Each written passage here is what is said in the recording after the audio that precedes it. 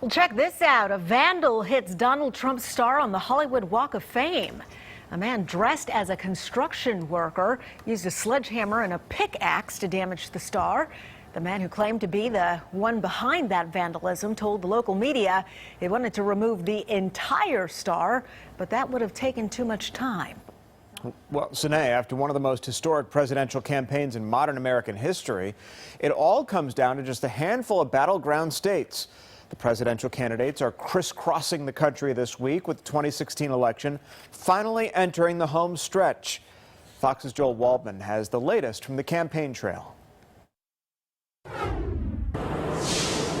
Just as early voting was getting underway in Florida Monday, Hillary Clinton was holding on to a slight lead over Donald Trump.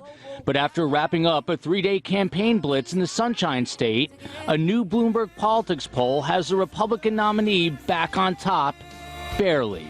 But we're up in the polls right now, and the Republican counties don't even start voting for another couple days. And remember, Republicans always vote late, Democrats always vote early. By late afternoon, as Clinton continued her own two-day run through Florida, another poll showed just how tight the Sunshine State has become, with a poll by Florida Atlantic University showing the Democratic nominee back up by 3 points. And despite what appears to be a dead heat there, Clinton's still finding the time to throw her support behind fellow Democrats fighting to keep their seats in Congress. Patrick Murphy has not been afraid to stand up to Donald Trump and his dangerous, divisive campaign.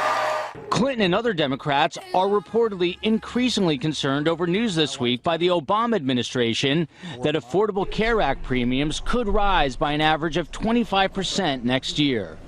If they would have done the right thing and not been so arrogant, if they would have come out earlier and said, you know what, we've been asked for these records, and as it turns out, we made a serious error in judgment. Instead, because of that arrogance, they are dealing with this even still today. A new USA Today poll shows Hillary Clinton with nearly a 10-point lead over Donald Trump, with more than half those surveyed saying that they're worried about some sort of Election Day violence. In Washington, Joel Waldman, Fox News. Thanks, Joel.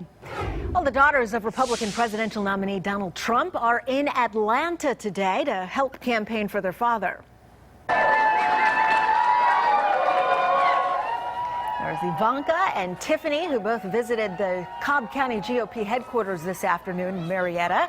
They met with campaign volunteers, thanking them for all of their hard work.